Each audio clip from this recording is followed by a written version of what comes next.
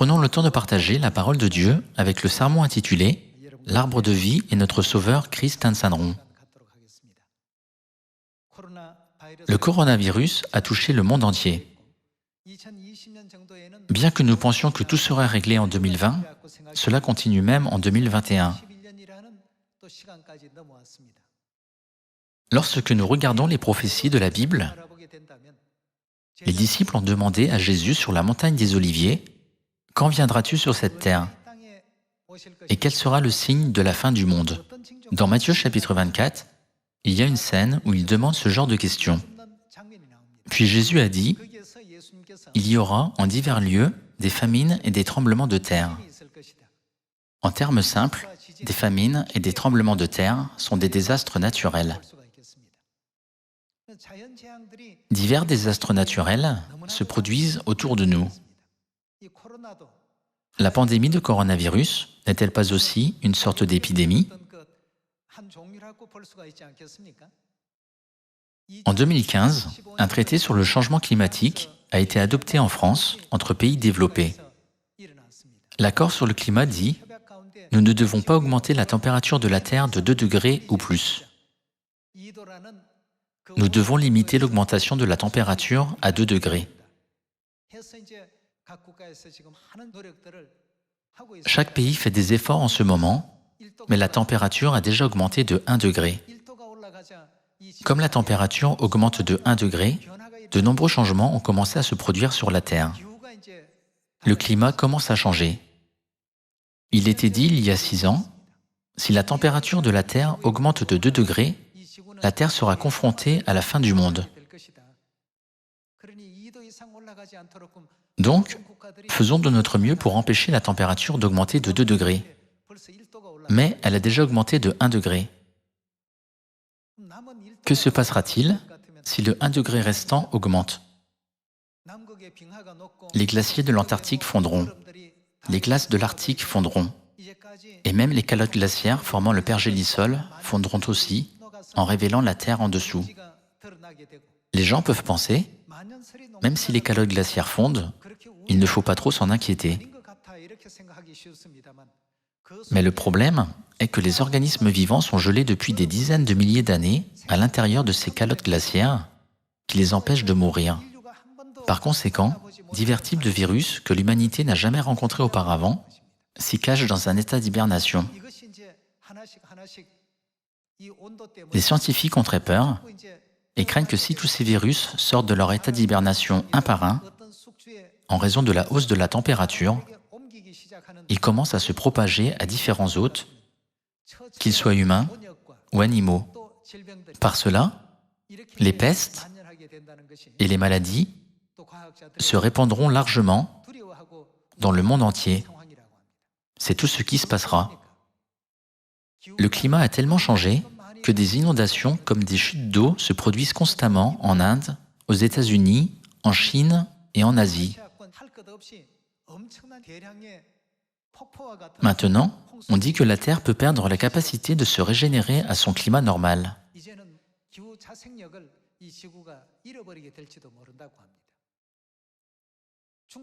Auparavant, on n'avait jamais vu d'ouragan se produire en Chine.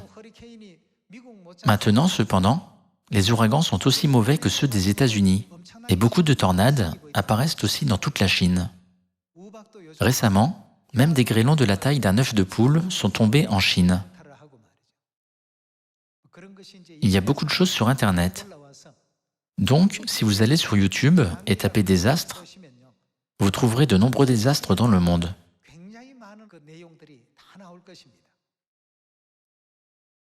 Il y a des éruptions volcaniques ici et là, et des grêlons de la taille d'une balle de baseball tombent dans de nombreuses régions. Des séismes déchaînés font sombrer le monde dans le chaos. Les volcans n'entrent plus en éruption un à un, mais en même temps, en un instant.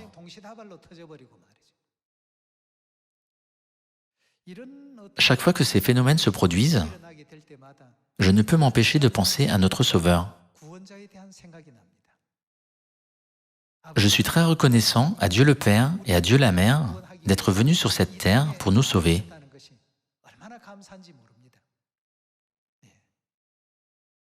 Cependant, les yeux des gens sont fermés afin qu'ils ne puissent pas voir ce fait. L'humanité se focalise uniquement sur la façon de faire face à la réalité de la crise de la Covid-19 pour vivre librement sa vie de tous les jours. Même s'ils le savaient, il n'y aurait pas de réelle solution.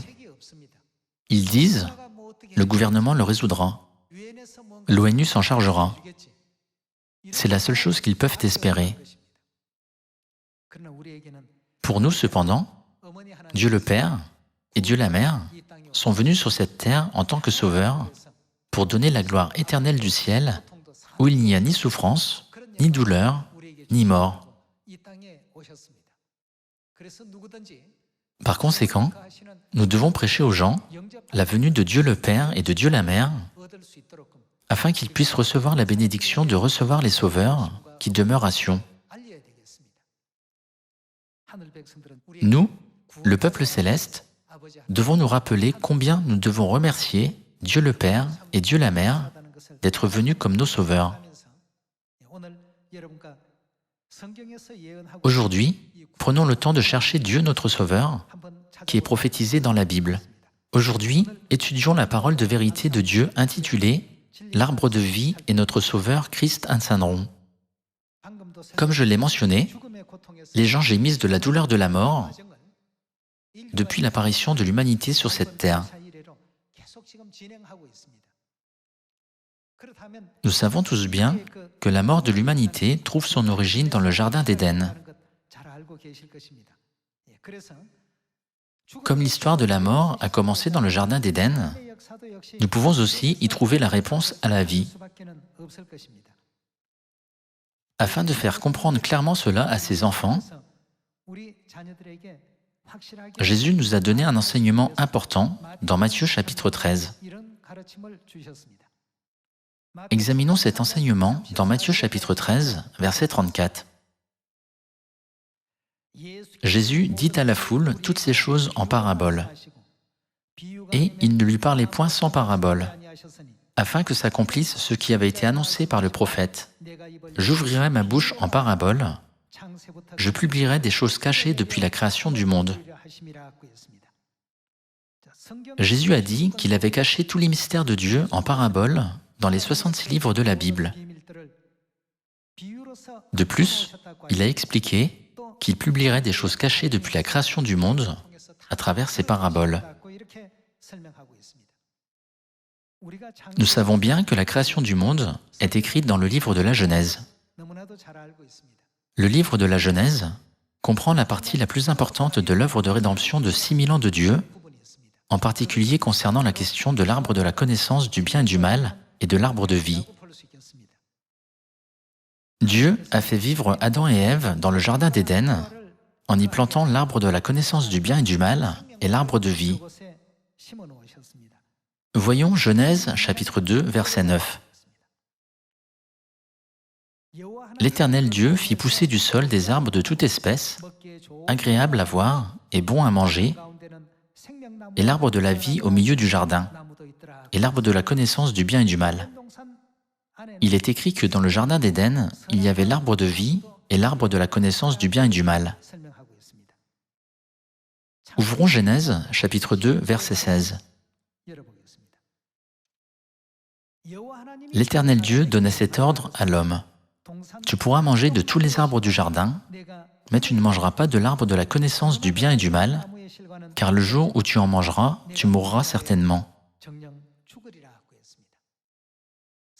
Dieu ne leur a-t-il pas ordonné de ne pas manger de l'arbre de la connaissance du bien et du mal? Mais qu'ont fait Adam et Ève?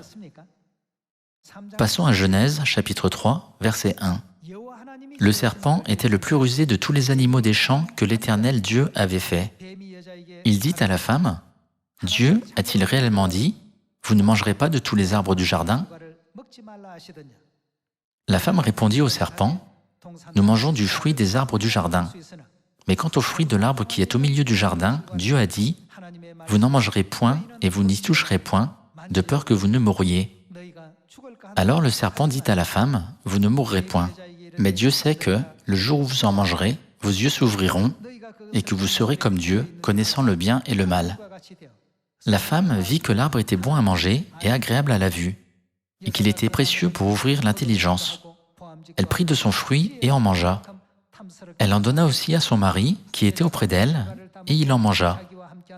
Les yeux de l'un et de l'autre s'ouvrirent, ils connurent qu'ils étaient nus, et, ayant cousu des feuilles de figuier, ils s'en firent des ceintures.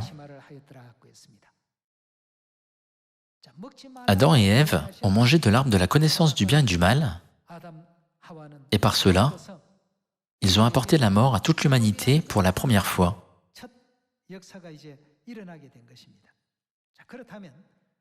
En mangeant ce fruit, ils ont créé la raison qui les conduirait eux-mêmes et toute l'humanité à hériter continuellement de la mort. Cependant, Dieu n'a pas laissé l'humanité mourir, mais il a déjà établi un système dans le Jardin d'Éden qui permettrait à l'humanité de vivre éternellement tant qu'elle mangerait quelque chose. Voyons le chapitre 3, verset 22. L'Éternel Dieu dit, « Voici l'homme est devenu comme l'un de nous pour la connaissance du bien et du mal. Empêchons-le maintenant d'avancer sa main, de prendre de l'arbre de vie, d'en manger et de vivre éternellement. Si nous mangeons de l'arbre de la connaissance du bien et du mal, nous mourrons. Mais si nous mangeons de l'arbre de vie, nous vivrons éternellement. » Continuons avec le verset 23. « Et l'Éternel Dieu le chassa du Jardin d'Éden pour qu'il cultive la terre d'où il avait été pris. C'est ainsi qu'il chassa Adam, et il mit à l'orient du Jardin d'Éden les chérubins qui agitent une épée flamboyante. Pour faire quoi? Pour garder le chemin de l'arbre de vie. Dieu a bloqué le chemin afin que personne ne puisse manger de l'arbre de vie.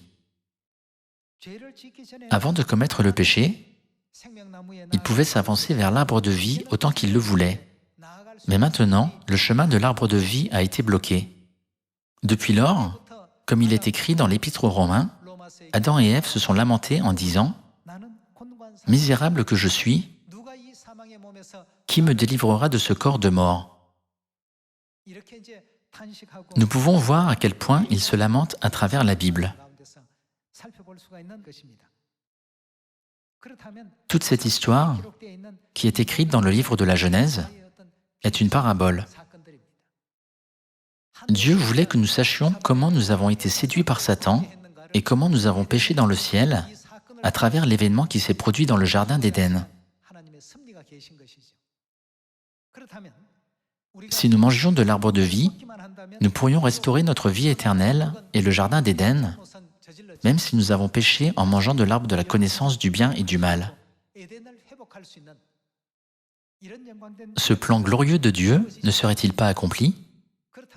Dans la Bible, quelle est la réalité de l'arbre de vie dans le Jardin d'Éden? Lorsque nous regardons Apocalypse chapitre 4, il est dit « Toutes choses ont été créées par la volonté de Dieu. » Alors, quelle est la réalité de l'arbre de vie dans la parabole?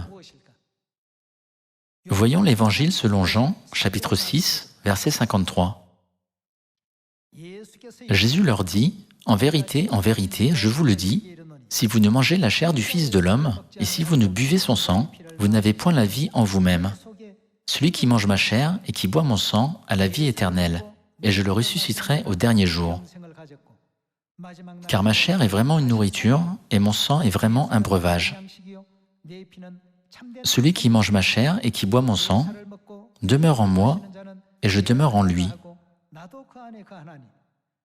Comme le Père qui est vivant m'a envoyé, et que je vis par le Père, ainsi celui qui me mange vivra par moi. »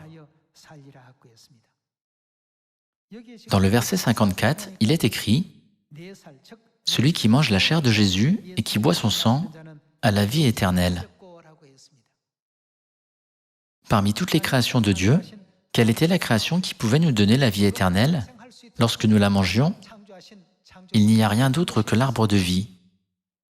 Cependant, dans Jean chapitre 6, verset 53, il est écrit « Celui qui mange la chair de Jésus et qui boit son sang a la vie éternelle. » L'Ancien Testament est une ombre et le Nouveau Testament est sa réalité, n'est-ce pas? Finalement, la réalité de l'arbre de vie dans le Jardin d'Éden, qui est apparue dans la parabole comme une ombre, n'est-elle pas la chair et le sang de Jésus? Donc, manger la chair de Jésus et boire son sang signifie manger de l'arbre de vie dans le jardin d'Éden. C'est très important. Ceux qui réalisent vraiment que la mort a commencé dans le jardin d'Éden doivent aussi réaliser à quel point la chair et le sang de Jésus sont vraiment importants pour nous.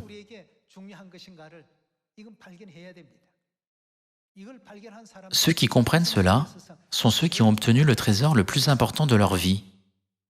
Le seul moyen de recevoir la vie éternelle est de manger de l'arbre de vie. Et c'est Jésus qui est venu nous expliquer sa réalité. La chair et le sang du Fils de l'homme sont l'arbre de vie d'Éden. Il nous a éveillés à ce fait.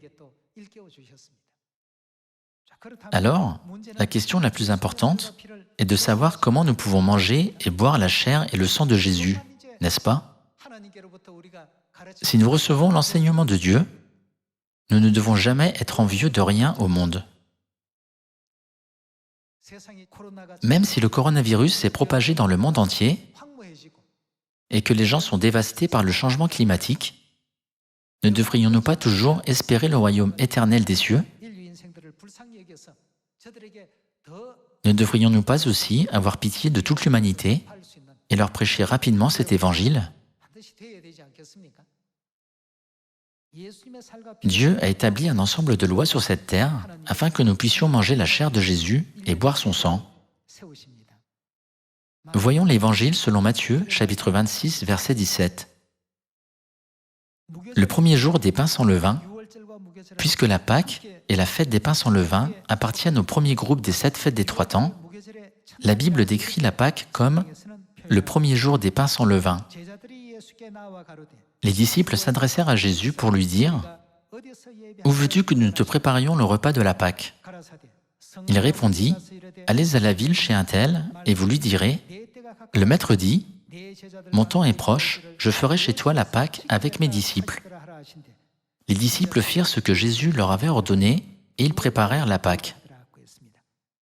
Voyons comment ils mangent la Pâque dans le verset 26. Pendant qu'ils mangeaient, Jésus prit du pain, et, après avoir rendu grâce, il le rompit et le donna aux disciples en disant « Prenez, mangez, ceci est... » Quoi? Mon corps. Dans Jean chapitre 6, qu'a-t-il dit? Celui qui mange ma chair et qui boit mon sang, que peut-il avoir? Il peut avoir la vie éternelle.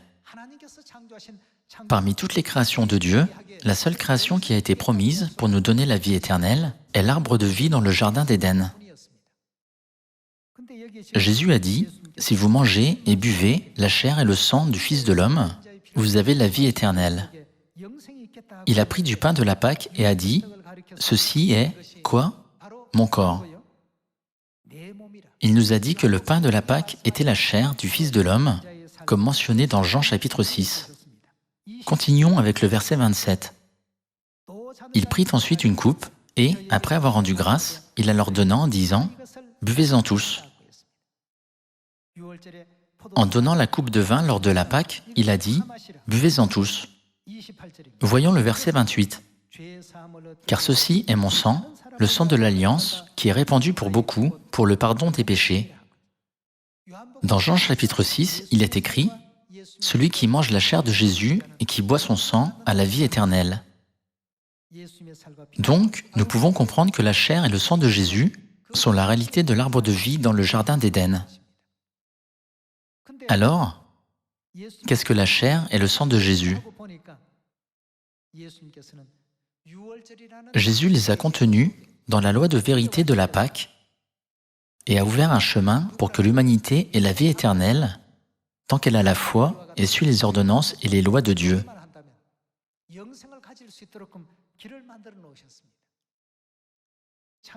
Dans l'histoire de la Genèse, Dieu a ordonné aux chérubins de bloquer le chemin de l'arbre de vie pour empêcher les pécheurs de s'avancer vers l'arbre de vie.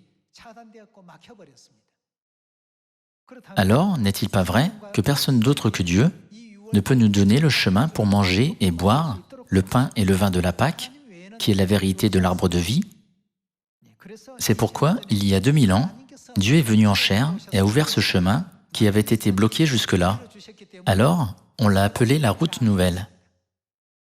Dans Hébreux chapitre 10, ce chemin est décrit comme la route nouvelle et vivante.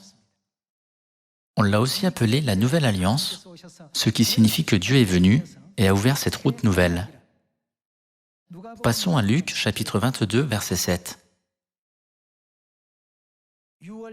Le jour des pains sans levain, où l'on devait immoler la Pâque, arriva. Et Jésus envoya Pierre et Jean en disant « Allez nous préparer la Pâque afin que nous la mangions. » Allons au verset 14. L'heure étant venue, il se mit à table et les apôtres avec lui. Il leur dit « J'ai désiré vivement manger cette Pâque avec vous avant de souffrir. » Passons au verset 19. Ensuite, il prit du pain et, après avoir rendu grâce, il le rompit et le leur donna en disant « Ceci est mon corps qui est donné pour vous, faites ceci en mémoire de moi. » Il prit de même la coupe après le souper et la leur donna en disant « Cette coupe est, quoi ? La nouvelle alliance en mon sang. » Le mot « nouvelle alliance » implique qu'une telle alliance n'avait jamais été établie jusqu'alors.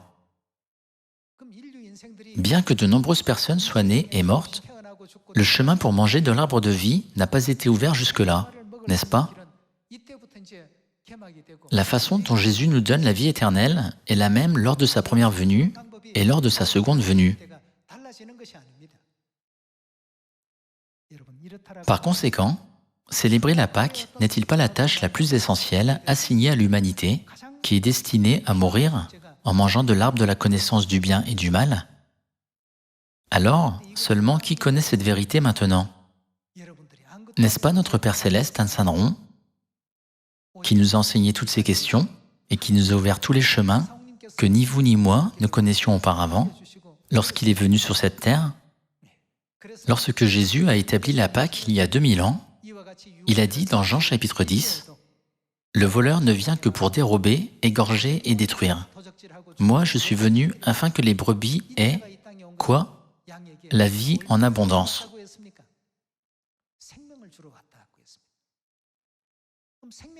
Lorsque Jésus a dit qu'il était venu pour nous donner la vie, il voulait dire « Je vous permettrai de manger de l'arbre de vie ». Jésus a établi la vérité de la Pâque, la réalité de l'arbre de vie, lorsqu'il est venu sur cette terre il y a 2000 ans. Cependant, la loi de la Pâque a été abolie au Concile de Nicée en l'an 325. Ainsi, le chemin pour que l'humanité ait la vie éternelle a été bloqué tout au long du Moyen-Âge sombre. Alors, qui doit revenir pour ouvrir le chemin? Même les théologiens, ou ceux qui lisent la Bible plusieurs fois, ne peuvent pas découvrir cette vérité. Ce problème n'est-il pas quelque chose qui peut être résolu lorsque le Sauveur vient? Voyons Hébreux chapitre 9, verset 27. « Et comme il est réservé aux hommes de mourir une seule fois, après quoi vient le jugement, de même Christ, qui s'est offert une seule fois pour porter les péchés de beaucoup d'hommes, apparaîtra sans péché. Combien de fois? Une seconde fois, à ceux qui l'attendent pour leur salut. » La Bible dit que le Christ est venu pour la première fois pour s'offrir en sacrifice pour nos péchés et qu'il apparaîtra une seconde fois pour le salut de toute l'humanité. C'est le moment où le salut est le plus essentiel. L'arbre de vie dans le jardin d'Éden est nécessaire pour sauver l'humanité qui est destinée à mourir à cause du péché d'avoir mangé de l'arbre de la connaissance du bien et du mal. L'arbre de vie est un signe précieux que Dieu nous libérera du péché et nous ouvrira le chemin du salut. Le Christ n'a-t-il pas établi la Pâque comme la vérité qui nous conduit à l'arbre de vie? Pour cette raison, lorsque le Christ vient sur cette terre une seconde fois, il doit apporter la vérité de la Pâque de la Nouvelle Alliance. C'est la preuve définitive qu'il est notre Sauveur que nous attendions. Sa seconde venue doit avoir lieu à un moment précis. Selon la prophétie de la Bible, le Sauveur doit venir lorsque les branches du figuier deviennent tendres et que les feuilles poussent. Dieu a certainement promis de revenir à ce moment-là. Il ne revient pas à n'importe quel moment. Personne, à l'exception du Sauveur, dont la Bible rend témoignage, ne peut nous sauver du péché et du dernier désastre. Dieu est venu sur cette terre une seconde fois pour nous sauver. Le prophète Ésaïe a clairement prédit la venue de Dieu. Avec un festin de vin vieux, il engloutira la mort pour toujours. Voici, c'est qui? C'est notre Dieu, en qui nous avons confiance, et c'est lui qui nous sauve. La Bible ne témoigne-t-elle pas précisément de Dieu?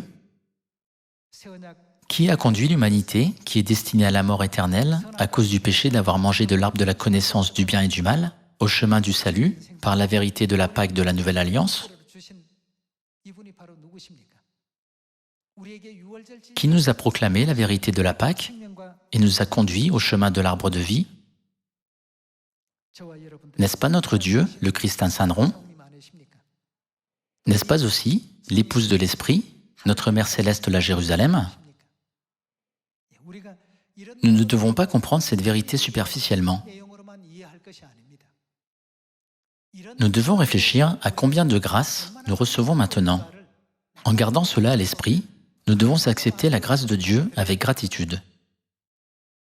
Personne au monde ne peut être notre Sauveur. Qui est notre seul Sauveur, qui est venu à Sion? Notre Sauveur est Père Incendron et Mère Céleste la Nouvelle Jérusalem.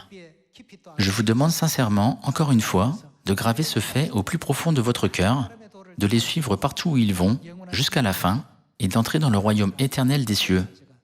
En espérant que vous avez reçu beaucoup de grâce, j'aimerais conclure le sermon d'aujourd'hui. Merci beaucoup.